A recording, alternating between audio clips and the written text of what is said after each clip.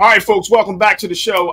Let's talk about what's been going on with runner Sha'Carri Richardson, who put out a tweet yesterday about, just sharing her frustration and seeing that this is a real big problem when it comes to how Black athletes, especially women athletes, are treated by the Olympic Committee. Now, here's the situation, folks. There's a Russian figure skater by the name of Kamila Valieva. She's 15 years old, and they found that she had some sort of medication in her system, some doping. They call it a doping scandal, but she's 15 years old, and she was suspended. But essentially, she was given. Even though she was suspended because of suspected doping, they still allowed her to compete, and then she would not be eligible to win any medals. Now, this comes from the International Olympic Committee and the World Anti-Doping Agency and the International Skating Union. They all have appealed a decision allowing Valieva to compete in the Court of Arbitration for Sports. And so this Court of Arbitration for Sports allowed her to compete because of her age, making her a quote-unquote protected person by the definition of the World Anti-Doping Agency. It also found that given the absence of clear rules for preliminary suspension of any underage competitor, Valieva could compete while the investigation into the doping allegations continued. Now, Sha'Carri, went on to send out a tweet, and she made it very clear. She said, "Can we get a solid answer on the difference of her situation and mine? My mother died, and I can't run, and was also favored to place top 3. The only difference I see is I'm a Black young lady." I want to bring back my culture crew, Iman, Heath, Lee, Winnie, on this conversation. So, Lise, do you feel like there's a double standard, or it's just a totally different scenario that Sha'Carri should not even really speak on? I think it's always some levels of double standard. And speaking of the Olympic committees, like, they tend to be a little bit shady. When you go back and look at their history, like, it's a lot of things where you be like, it's a little off. But I think here it is different. Now, while I think that a lot of white women get the benefit of the doubt, and Black women or Black athletes tend not to get that same benefit of the doubt, I think that there is a difference between the two. I think she is a younger athlete, whereas I think Sha'Carri is 20 something. Yeah. So in my opinion, I feel like it is totally different because that's based on the parents. Now, the excuses that they gave of how the drug could have got in her system, the tritazine or whatever it is, which is like a heart medication. Yeah. But it increases blood flow, so it helps them with their endurance, an athlete with their endurance. That's a little weird. Like, they were saying, well, maybe she drank out of the same cup as her grandfather, and that's how it got in her. I'm like, no, we're not doing that, because that's a yeah. She said that was her grandfather's medication. Yeah, and then they went on to say, like, she maybe drank out of the same cup he did, and that's how it got in her system. And I'm like, no, that's not how that got in her system. I think this does have to fall on the parents. She is a minor, so we do need to look at the parents, and the fact that she's not actually eligible to get a medal, I think that does rectify the situation. And I think if Sha'Carri would have went to the Olympics when she did, I don't think she would have not wanted to place for the medal. And again, I believe that marijuana or cannabis is medicine, and it should be a choice like alcohol or tobacco. However, it is not, and they are looking at it as two different substances completely. So I do think it's a different situation. But Sha'Carri knew, and in her case, Iman, Sha'Carri knew that marijuana was on the banned list of substances when she entered the Olympics.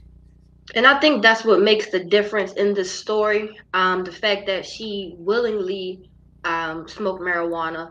However, what we're not going to do is paint this sympathy and empathy picture of this young girl, I guess, giving her pawpaw his meds every day, and it just so happened that it contaminated her in such a way that it came up during her drug screening. So you telling me that, okay, It may have been through saliva, like Lee said. So are you not washing the dishes properly? Like, make it make sense. It doesn't add up. When Sha'Carri lost her mother, where was the empathy and sympathy for her? Why didn't we paint the picture as her trying to relieve herself of her grief? She lost her mother.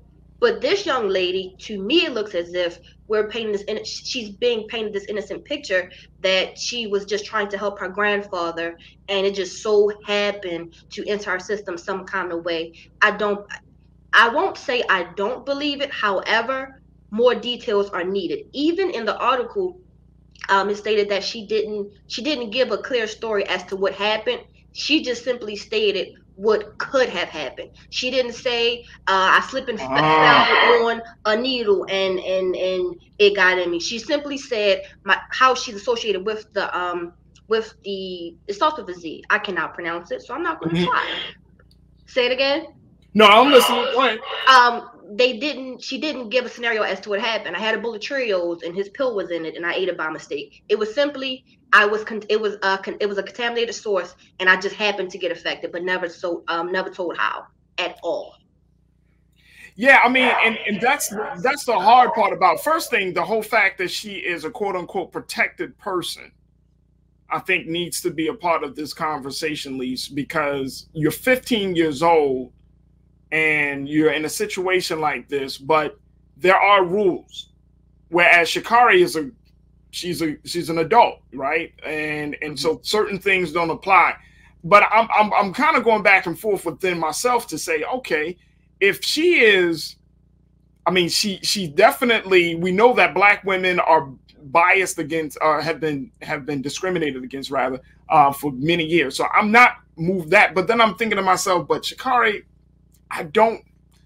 it's hard. I'm gonna be honest with you, Lisa. It's hard. Yeah, the way she phrased it too, because she said her mother passed away. And I get that. My mother also passed away. But at the end of the day, that is still a choice. So that is a choice you made, and you have to live up to that choice that you made with this she's 15. So there's a big, I'm not going to say a gigantic age difference, but there is definitely an age difference between the two. Is it suspicious of how she got it in her system? Yeah, somebody call Inspector Gadget because we got a thing on our hands. Like this is a little off of how you got this in your system. But at the end of the day, it is not the same situation. And I think sometimes when you make things, you conflate things to be the same, especially when it comes to race, you start walking down a very slippery slope where people start to say, see, that's what I'm talking about over there. They make everything about race. So I think if you make everything about that, then people say, well, then is anything about it? So I think you do have to look at the nuances in this particular situation. Is it fair? I wouldn't say that it's 100% fair, because you do have people like Michael Phelps and Simone Biles and Katie Ledecky who have gone out of their way to prove that they were not on any type of, they weren't doping. So there are other athletes that have had to prove that they weren't on any types of substances, whereas they're allowing her to compete where she is. So I get where people could be outraged, but I don't think this is I get it, Sha'Carri, but this not the fight. So for you, this is a totally different scenario. And Iman, you're saying that this is a different scenario as well. Correct. I want to just go back to I can't remember her exact name. Black ice skater from a while ago. She did like a backflip while she was ice skating, and they made the move illegal because of the difficulty level. However, she achieved it. So if it was a white woman that did it, would it have been made illegal because of difficulty level? Would have been the same scrutiny because of difficulty level? We've always been treated differently. Simone Biles, she was ridiculed because she was called the GOAT, because what she did it so effortlessly. Her difficulty level, she exceeded it, and it's like, well, dang, why does Black girl keep excelling like this? Why she's able to beat these records and set these records, but others may not have in the same aspect. It's not fair. I'm definitely going to push the racial card. I'm gonna go ahead and draw 4, swap hands. I'm gonna say it's definitely a racial situation because it doesn't make sense.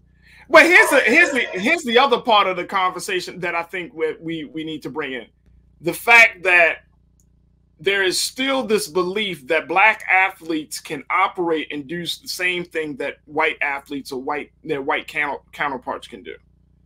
And we see this in politics. We see this in entertainment. Of course, we see this in sports.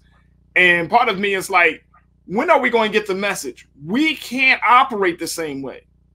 Not because, you know, of skill and athleticism, but just simply because there is a double standard when it comes to black people, when it comes to and white people in various spaces.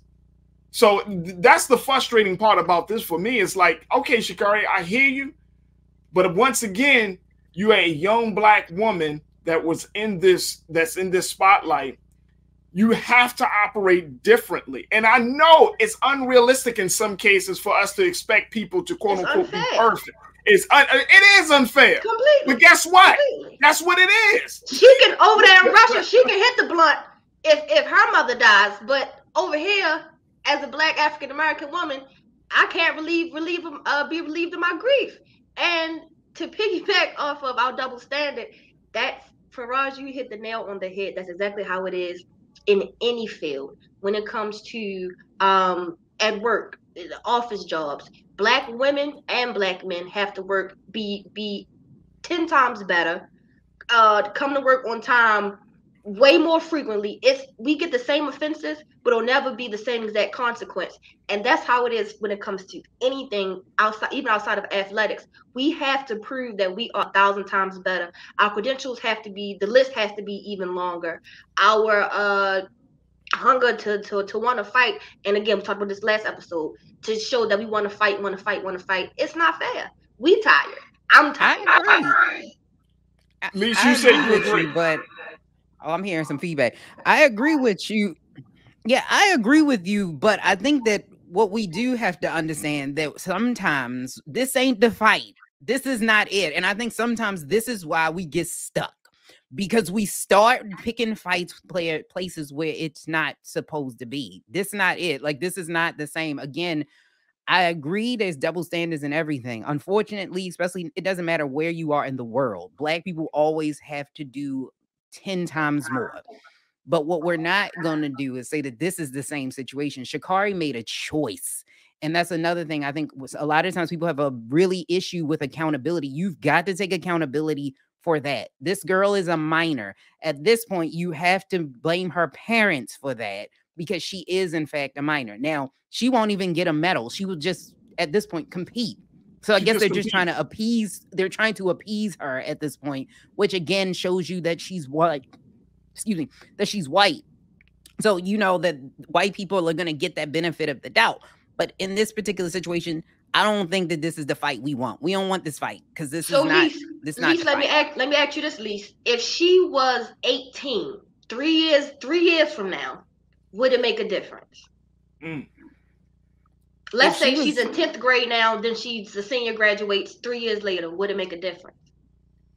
At that point, I think it would, because she would be an adult. It would be her decision to make whether or not she took this prescription, because at this point, this is an illegal, this is a banned substance. This is not just a medicine. This is actually a banned substance for athletes. So I think in that particular situation, we would be looking at a closer, you couldn't compare apples to apples at this point. But right now, this is oranges and apples. I'm like, Sha'Carri, you like 23? It's not the same. We can't equate this. It's not the same. Not in this situation. Double standards, yes. This situation, no. It's time to be smart. Roland Martin's doing this every day. Oh, no punches! Thank you, Roland Martin, for always giving voice to the issues. Look for Roland Martin in the whirlwind, to quote Marcus Garvey again. The video looks phenomenal, so I'm really excited to see it on my big screen. Support this man, Black Media. He makes sure that our stories are told. See, there's a difference between Black Star Network and Black-owned media and something like CNN. I got to defer to the brilliance of Dr. Carr and to the brilliance of the Black Star Network. I am rolling with Roland all the way. Honored to be on a show that you own. A black man owns the show. Folks, Black Star Network is here. I'm real revolutionary right now. Roland was amazing on there. Hey, Black, I love y'all. I can't commend you enough about this platform that you've created for us to be able to share who we are, what we're doing in the world, and the impact that we're having. Let's be smart. Bring your eyeballs home. You can't be black-owned media and be scared. You dig?